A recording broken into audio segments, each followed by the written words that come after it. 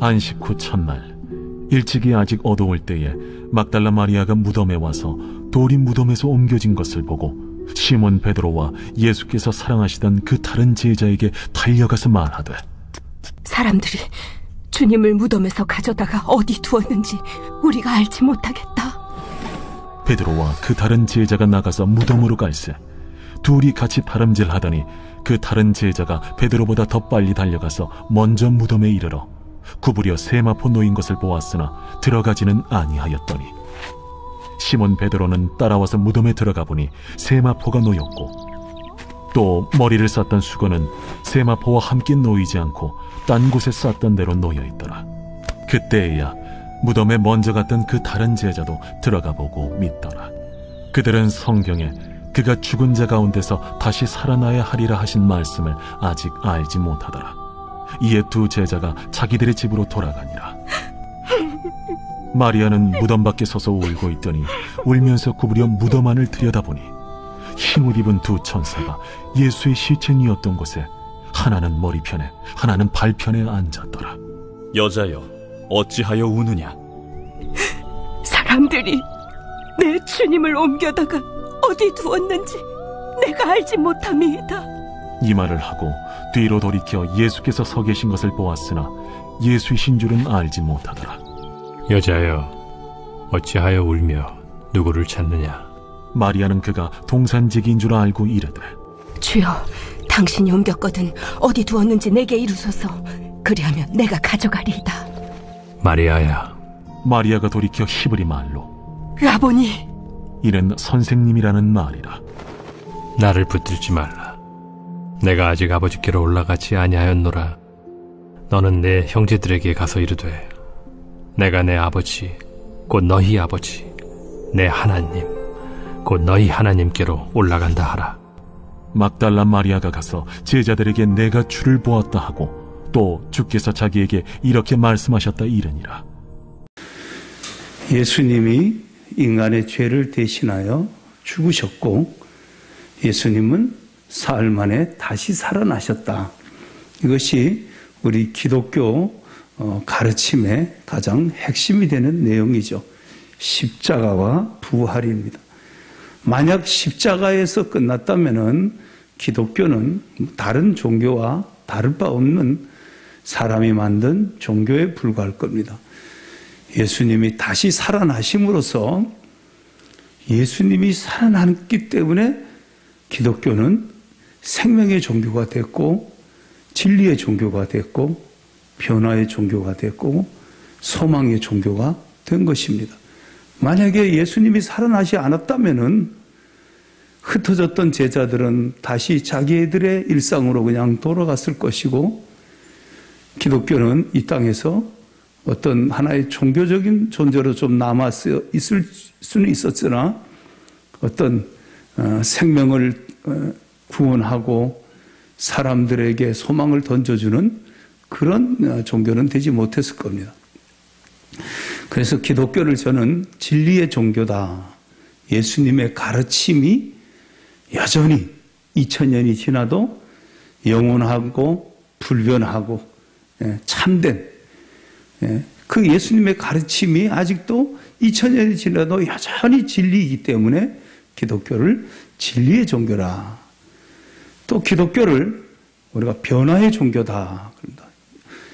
예수님이 내 마음속에 오면은, 예수님이 이 대한민국에 오면, 예수님이 어느 가정에 오면 변화가 일어나기 시작한다는 거죠. 그래서 변화의 종교다. 옛사람이 새 사람이 되듯이 새로운 삶을 살아가게 만든다는 거죠. 그래서 제가 예수님을 믿고 교회를 이렇게 다니면서 청년 때 새벽 기도를 갔습니다. 예수 믿고 새벽 기도를 갔는데 우리 어머니가 내가 새벽 기도 가는 걸 아주 싫어했어요. 새벽에 캄캄한데 산길을 이렇게 지나서 공동묘지도 있고 한데 가는 것을 한 20분 걸어서 가는데 그걸 아주 싫어했어요. 근데 저희 아버지가 그렇게 말했다 그래요. 그냥 가만히 둬봅시다. 무슨 변화가 있을란지 압니까? 예.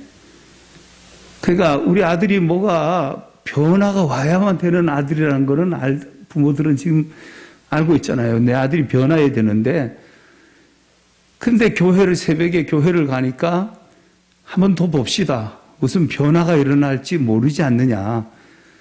예수님을 믿지 않던 저희 부모도 뭐예요? 기독교는 변화를 시켜줄 수 있는 종교라는 것을 알고 있었다는 거죠. 예수 믿으면 사람이 변한다. 그래서 기독교는 물이 포도주로 바뀌듯 변화를 준다는 거죠. 옛사람이 새 사람이 되고 옛날의 행동과 습관을 버리고 새로운 삶을 살아가게 만든다는 거죠. 그게 부활하신 예수님으로 말미암아 가능한 거죠. 또 부활하신 예수님이 우리 마음속에 찾아오면은 소망이 되기 시작하는 겁니다. 그래서 기독교는 소망의 종교다. 이 세상 사람들은 누가 살다가 죽으면은 이제 그리워하고 기억하고 제사를 드리고 뭐 이렇게 합니다. 우리 기독교는 그런 제사의 종교가 아니고 무덤이 없는 빈 무덤의 주인인 예수 그리스도, 부활하신 예수 그리스도를 바라보면서 예수 그리스도가 살아났듯이 우리도 다시 산다 라고 하는 소망을 갖고 살아가는 사람들, 그 사람들이 모여서 하나님을 예배하는 그야말로 소망의 종교인 거죠. 또 하나는 기독교는 생명의 종교입니다. 우리가 지금 보이는 이 세상의 모든 생명, 살아있는 것을 살아계신 하나님이 만드셨습니다. 하나님이 물질을 만들고 생명을 만들고 우리가 사는 시간, 공간, 이런 질서 이런 걸 다 하나님이 창조하셨습니다. 살아계신 하나님이고 예수님도 죽었다가 다시 살아나셔서 하나님 보좌 우편에 앉아 계셔서 다시 우리를 심판하러 오시는 살아계신 주님이고 우리 마음속에 우리를 영을 거듭나게 하는 우리 영혼을 거듭나게 하는 성령님께서 살리는 영이 되셔서 우리 속에 오셔서 우리를 살려서 거듭나게 하고 그래서 산소망 가운데 살아가게 합니다. 생명이다 이 말이에요. 예수님을 믿고 예수님을 섬기면 생명이 살아난다는 거죠. 얼마큼 영원히. 그래서 하나님이 우리를 사랑하사 독생자를 주셨고 그 예수 그리스도를 믿는 사람은 영생을 얻는다. 영원히 산다는 것입니다. 하나님은 생명이고 예수님을 믿는 사람에게 영원히 사는 그 영생의 축복을 우리에게 주신 것입니다. 오늘 우리가 그런 부활, 예수 그리스도의 부활로 말미암는 오늘 우리 기독교의 이 진리를 우리는 붙들고 오늘 부활절 예배에 왔습니다. 그래서 오늘 본문 요한복음 20장의 말씀을 우리가 같이 좀 읽어 나가면서 부활하신 주님을 우리가 만나고 또 우리는 어떻게 주님을 섬기고 살아야 할 것인지를 한 번 더 생각하는 시간을 가지려고 합니다. 우리가 본문을 한번 보도록 하겠습니다. 본문을 여러분 한번 1절부터 슬슬 같이 읽어 나가겠습니다. 1절을 먼저 읽습니다. 시작.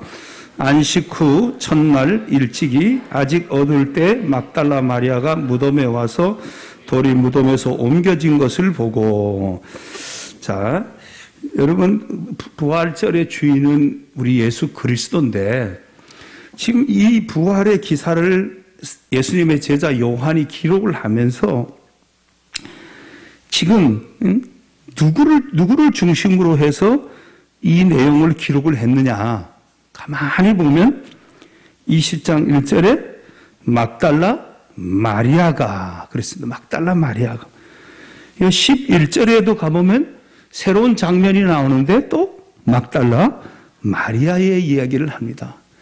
그러니까 지금 예수님의 부활에 관한 내용을 기록을 하면서 막달라 마리아라고 하는 여인을 지금 주목하고 있다는 것입니다. 막달라 마리아. 지금 예수님이 죽었습니다. 그래서 사람들은 불안해하고 도망을 가고 공포에 빠지고 절망하고 흩어집니다. 3년 동안 예수님을 따라다녔던 것들이 허망해졌습니다. 자, 그럴 때 다 떠나버리고 집으로 가고 자기 생활로 돌아가고 예수님을 믿고 따랐던 사람들이 그 허망함을 가지고 다 떠나버리면 그럴 때 막달라 마리아는 지금 어디에 와 있는 겁니까? 안식 후 첫날 일찍 오늘날 우리가 주일날을 예배를 드리는 것이 이 예수님의 부활을 기억하고 그래서 주일을 작은 부활절이다. 오늘은 우리가 부활절이라면 매주마다 오는 주일을 작은 부활절이다. 예수님의 부활한 날을 기억하고 우리가 이 주일에 예배를 드리는 겁니다. 기독교는 지금. 이 주일 아침 새벽에 막달라 마리아가 무덤에 갔습니다. 근데 무덤에 갔는데 이제 우리가 생각하는 이제 이런 봉분이 있는 무덤이 아니고 그 이스라엘은 이 석회암이라서 이 파내면은 잘 파집니다. 그렇게 해서 그들은 이렇게 굴을 파갖고 거기다 가족묘를 만들고 그렇게 합니다. 그래서 저희가 이제 성지순례 가서 그 이스라엘의 무덤들을 이제 그 석회암으로 된 그 무덤을 가보면은 이걸 이제 파서 들어갑니다. 또 지하로 더 내려가고 해서 거기다 가족묘를 만들고 입구에는 큰 바위로 그 입구를 막아두는 겁니다. 지금 이제 막달라 마리아가 무덤에 갔는데 그 무덤 입구에 돌이 옮겨졌다는 겁니다. 옮겨졌습니다. 자, 2절을 읽습니다. 시몬 베드로와 예수께서 사랑하시던 그 다른 제자에게 달려가서 말하되 사람들이 주님을 무덤에서 가져다가 어디 뒀는지 우리가 알지 못하겠다 하니. 자, 막달라 마리아가 무덤가에 갔다가 그 무덤 입구에 돌이 옮겨진 걸 보고 누구에게 갔다는 거예요? 베드로와 여기 이제 그 예수께서 사랑하시던 그 다른 제자에게 달려가서 했는데 이것은 요한을 말하는 겁니다. 이 서신을 쓴, 이 요한복음을 쓴 요한이 자기를 그렇게 표현을 한 겁니다. 그러니까 시몬 베드로와 요한에게 지금 내가 새벽에 무덤가에 가봤다니까 무덤 입구에 큰 그 입구를 막아놨던 바위가 돌이 없어졌더라. 이렇게 비켜있더라. 뭔가 사람들이 예수님의 시체를 옮긴 것 같아. 그 얘기를 하는 거예요. 예? 그랬더니까 그 말을 듣고 자 3절 4절 있습니다. 베드로와 그 다른 제자가 나가서 무덤으로 갈새 둘이 같이 다름질하더니 그 다른 제자가 베드로보다 더 빨리 가서 먼저 무덤에 이르러 굽으려 세마포 놓인 것을 보았으나 들어가지는 아니하였더니 시몬 베드로는 따라와서 무덤에 들어가 보니 세마포가 놓였고 또 머리를 쌌던 수건은 세마포와 함께 놓이지 않고 딴 곳에 쌌던 대로 놓여 있더라. 아멘. 베드로는 예수님 제자 중에 제일 나이가 많았고 요한은 예수님 제자 중에 제일 젊었습니다. 그래서 둘이 달려갔어요. 달려갔더니까 누가 먼저? 요한이, 젊은 요한이 먼저 갔습니다. 갔는데 요한은 들어가지는 않고 그랬습니다. 들어가지는 어떤 성격을 보여주는 거죠. 성격을 보여주는 거예요. 가긴 갔는데 무덤에 들어가지는 않아요. 그런데 나이가 제일 많았던 베드로는 늦게 갔지만 그냥 어떻게 합니까? 그냥 들어가고 그랬어요. 예, 그 성격을 우리가 볼 수 있는 거죠. 베드로의 그 어떤 담대함 같은 거 그런 것들을 볼 수가 있는 거죠. 그 들어갔더니까 예수님은 안 보이고 예수님을 장례했던 세마포와 또 이 수건, 머리에 쌌던 수건 이런 것들이 잘 개어져 있더라. 옛날 성경은 개어져 있었다 이렇게 표현을 해놨댔어요. 그 여러분도 아침에 일어나면은 잘 개어놓기를 바랍니다. 부활하신 예수님도 그 바쁜 정신없는 중에 그걸 다 개어놓고 일어나셨다면은 우리도 아침에 다 이렇게 정리하고 내가 잤던 이부자리를 잘 정리하는 게 맞지 않나 싶어져요. 그죠? 제가 이렇게 가만히 우리 침대 생활이잖아요. 대체로 침대 생활 하다 보니까 그냥 놓고 뭐 이렇게 하는 것 같아요. 근데 그걸 이렇게 개어서 단정하게 놓고 나면은 기분도 좋죠, 그죠? 기분도 좋습니다. 근데 내가 왜 개어야 되냐? 예수님도 개었다니까. 예수님도 개어놓고 하셨다니까. 자, 그리고는 이제 그들이 무덤 안에 들어갔습니다. 자, 8절 9절을 읽습니다. 그때야 무덤에서 먼저 갔던 그 다른 제자도 들어가 보고 믿더라. 예, 믿더라. 자, 그 전까지는 뭐예요? 예수님의 부활을 믿지 않았고, 그치? 믿지 않았단 말이에요. 그들은 성경에 그가 죽은 자 가운데서 다시 살아나야 하리라 한 말씀 아직 알지 못하더라. 지금 예수님 믿고 교회를 다니면서도 여러분들이 내가 죽어서 다시 사서 천국에서 영원히 산다. 그거를 우리가 믿고 소망하면서 지금 신앙생활을 하죠. 하면서도 뭐예요? 우리는 죽음을 경험해 보지도 않았고 다시 사는 거, 영원히 사는 걸 경험해 본 세계가 아니에요. 그러니까 항상 우리는 그것이 믿으면서도 성경 말씀, 하나님 말씀이니까 믿고 예수님 다시 살아난 것처럼 우리도 다시 산다니까 나도 다시 사는구나. 그걸 우리가 믿기는 믿는데 그걸 경험 세계는 아닌 거예요. 그러니까 그게 항상 한계가 있는 거죠. 예수님이 내가 다시 살아날 것이라고 얘기를 했는데 제자들은 그걸 무슨 말인지를 잘 몰랐던 거예요. 예수님이 죽은 사람 살리는 것도 봤던 제자들인데도 나중에 예수님이 부활한 이후에 손에 못자국을 보여주고 옆구리에 창자국을 보여주고 40일 동안 지내고 그리고 부활하고 승천하시는 걸 보고는 그들이 그때서야 믿기 시작하는 거예요. 예수님의 제자들도 예수님을 믿지 않았다 그랬거든요. 예수님이 다시 살아난 걸 본 후에 예수님의 동생들이 믿기 시작을 했던 거예요. 형제들이 믿기 시작을 한 거예요. 자, 10절을 읽습니다. 10절. 이에 두 제자가 자기들의 집으로 돌아가니라. 자, 그 베드로와 요한은 다시 집으로 갔다 그랬습니다. 자, 갔다 그랬어요. 자, 그런데 11절부터는 또 마리아는 하고 막달라 마리아의 이야기는 나옵니다. 막달라 마리아는 가지 아니하고 뭐 하고 있다? 무덤 밖에 서서 울고 있더니, 무덤 밖에 서서 울고 있더니, 이른 새벽부터 와갖고 무덤가에 있던 이 마리아가 베드로와 요한이 와갖고 이제 예수님이 죽으셨던 예수님을 장사했던 시체가 없어진 것을 확인하고 그들은 돌아갔는데 이 마리아는 무덤 밖에서 울고 있어요. 왜 우냐?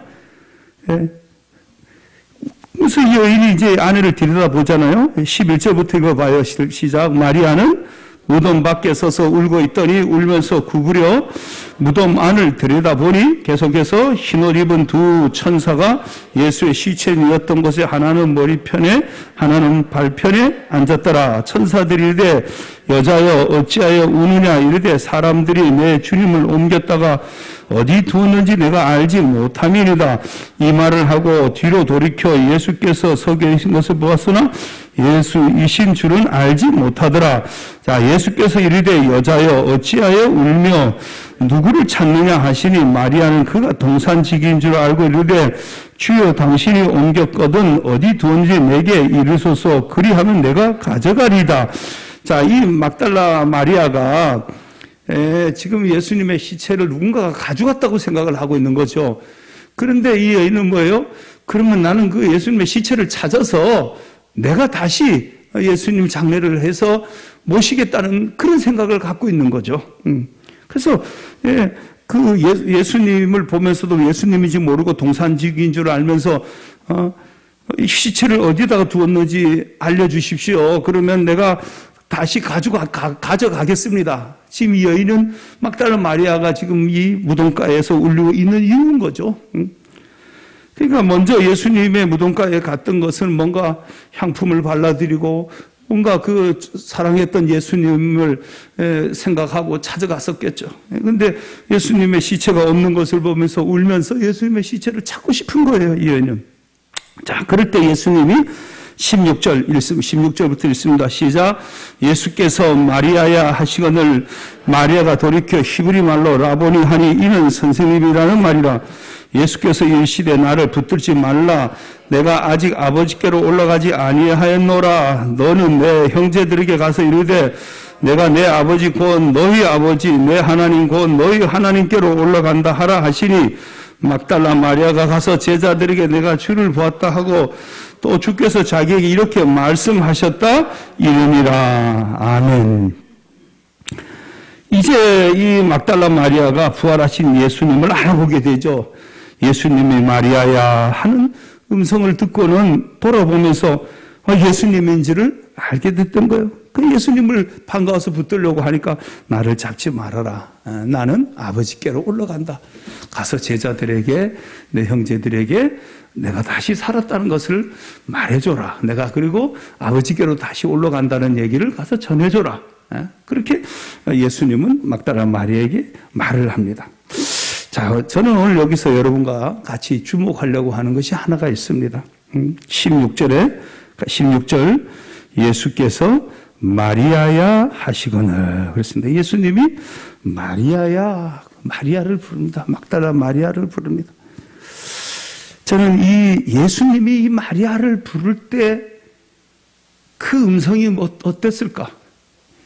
예수님이 막달라 마리아를 부를 때 예수님의 마음이 어땠을까?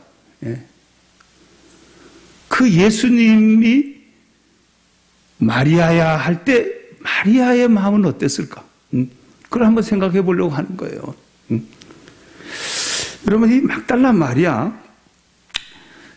마리아를 이렇게 말합니다. 끝까지 주님을 따른 여인.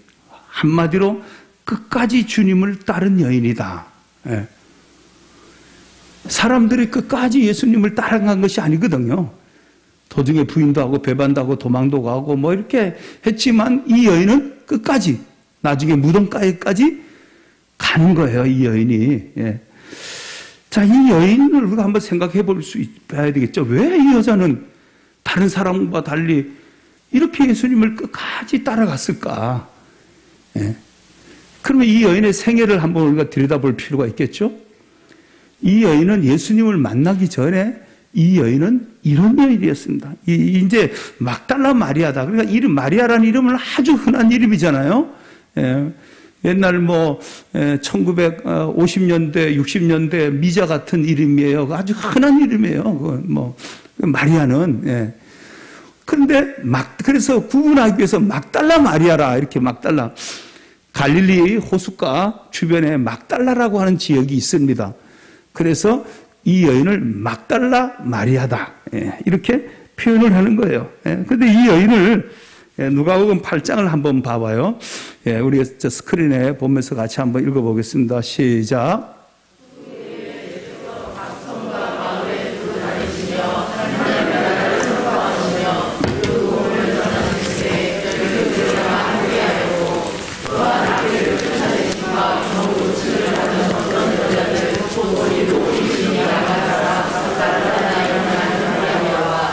아멘. 그만큼 읽어봅시다. 자, 막달라 마리아는 어떤 사람이었어요? 7 귀신이 들렸던 여자다. 7 귀신이 들렸던 여자인데 예수님이 그 악귀를 쫓아내줬고 병을 고쳐줬던 그런 여자다는 거죠. 7 귀신이 들렸다. 뭔가 우리가 이런 표현하죠? 귀신 같은 짓 하고 있네. 저 사람 지금 귀신 들려서 저린다고. 귀신 들려서. 그 어떤 더러운 짓을 하거나 어떤 사람이 해서는 안 될 짓들을 할 때 저 귀신 같은 짓을 한다. 귀신 들렸다. 그러면 7 귀신이 들렸다. 이 표현은 귀신 7마리가 있다는 게 아니라 그만큼 완전히 세상에 사로잡혔던 여자였다. 세상적인 여자였다. 좀 부도덕한 여자였다. 창녀설도 있지만 근거는 없는 거니까요. 부도덕한 여인이었다. 뭔가 아주 세상에 빠져서 살던 여인이었다는 거죠. 그러던 그가 예수님을 만나갖고 병을 고치고, 그러니까 그런 부도덕한 삶을 살면서 몸에 병도 생기고, 그랬던 그가 예수님 만나서 병을 고치고 예수님을 만나서 새로운 인생이 되기 시작을 하는 거예요. 새로운 삶을 살기 시작하는 겁니다. 그래서 그 여인은 정신적으로나 육체적으로나 영혼의 자유를 누리기 시작하는 새 삶이 그에게 찾아왔던 거죠. 그러니까 예수님을 만나기 전의 삶에서 예수님을 만나고 난 다음에 이 여인의 삶은 완전히 바뀌어버린 거예요. 영혼의 자유를 누리기 시작했던 거죠. 육체의 그런 질병으로부터 고침을 받고 해방을 누리는 여인이었던 거죠. 그래서 이 여인은 그때부터 예수님을 누구보다 사랑했고 예수님을 따라다녔던 거죠. 그래서 우리가 오늘 읽었던 누가복음 8장에서도 제자들과 같이 복음을 전하는 데 동참을 하면서 또 자기들이 갖고 있는 소유를 가지고 예수님의 일행들을 도와주는, 복음을 전할 수 있도록 돕는 역할을 하는 그런 삶을 살았던 거죠. 자, 그리고 이 여인이 한 번 더 우리가 성경을 보면은 제자들이 예수님을 떠나고 막 이러는 그 부인하고 배신하고 이러는 상황 속에서, 그리고 예수님을 그렇게 따르던 사람들이 예수님을 죽이라고, 가장 예수님을 십자가에 못 박혀 죽으라고 하는 그런 상황에서 이 여인은 끝까지 예수님과 동선을 같이 하고 있다는 거예요. 빌라도의 법정에 가서 군중들의 외치는 소리도 들었고, 법정에서 수모를 당하는 것도 봤고, 갈보리산 언덕에서 십자가에 못 박히는 예수님을 목격을 합니다. 누가복음 23장요. 같이 읽어볼까요? 예수를 아는 자들과 갈릴리로부터 따라온 여자들도 다 멀리 서서 이 일을 보다. 지금 예수님의 어머니 마리아, 막달라 마리아, 끝까지 예수님이 십자가를 지고 가는 전 과정을 지금 같이 동행하는 거예요. 그 막달라 마리아는 예수님의 육신의 어머니로서 그렇게 했다 치지만, 이 막달라 마리아는 어떻게 이게 가능했을까? 예수님을 만난 이후에 자기 인생이 완전히 바뀌면서 그 예수님을 통해서 자기가 그 영혼의 자유함, 육체의 질병으로부터의 고통에서의 해방, 그런 것들을 얻으면서 예수님을 믿고 따라가는 새 삶이, 그 예전에 너저분했던 삶에서 새 삶이 얼마나 아름답고 가치 있는가를 발견한 이후에 이 여인은 예수님을 위해서 자기 삶을 드리기 시작을 하는 거죠. 자, 요한복음 19장 25절도 봐봐요.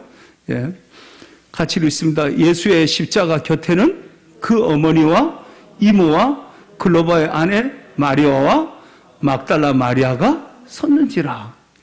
지금 예수님이 십자가에 못 박힌 그 상태, 그 상황에서 십자가 곁에 끝까지 주의 고통을, 주님의 그 임종을 지켜보고 있었던 여인이 누구냐? 막달라 마리아였다는 거예요. 그리고 그 여인이, 자 봅시다. 마가복음 15장 47절 읽습니다. 막달라 마리아와 요셉의 어머니 마리아가 예수를 둔 곳을 보더라. 자, 끝까지 이 여자가 예수님의 임종뿐 아니라 장례 무덤까지 확인을 하고 그 장례의 모든 과정을 눈여겨 주목하고 보고 있었다는 겁니다. 그러던 이 여인이 부활의 첫 목격자가 되죠. 16장 9절요. 마가복음 같이 있습니다. 예수께서 안식 후 첫날 이른 아침에 살아나신 후 전에 7 귀신을 쫓아내어 주신 막달라 마리아에게 먼저 보이시니. 왜 부활하신 주님이 그 많은 사람 중에 7 귀신 들렸던 그 막달라 마리아에게 가장 먼저 보였을까? 이 여인이 누구보다도 주님을 더 사랑했다고 하는 겁니다. 그래서 저는 이 성경을 읽으면서 예수께서 마리아야 하시거늘, 이 예수님이 마리아야 할 때의 그 음성은 과연 어떤 음성이었을까? 그 예수님의 그 음성을 듣는 막달라 마리아는 어땠을까? 여러분, 예수님을 비난하고 죽이라 그리고 예수 믿는 사람들이 시련을 당하고 도망을 가고 두려움 가운데서도 이 막달라 마리아는 끝까지 끝까지 주님을 따라갔다는 거. 예? 그래서 흔히 우리가 이 여인을 의리의 여인이다. 인간적으로 들여다보면 이 여인은 아주 의리의 여인이었다는 거예요. 예수님을 끝까지 따라가는 그런 어떤 면모를 보여줬다는 거죠. 끝까지 주님을 사랑했던 거죠. 저는 그래서 이 예수님이 마리아를 부를 때 그 음성은 정말 예수님을 그렇게 끝까지 사랑하는 이 여인을 향한 예수님의 사랑의 음성이 아니었을까? 응?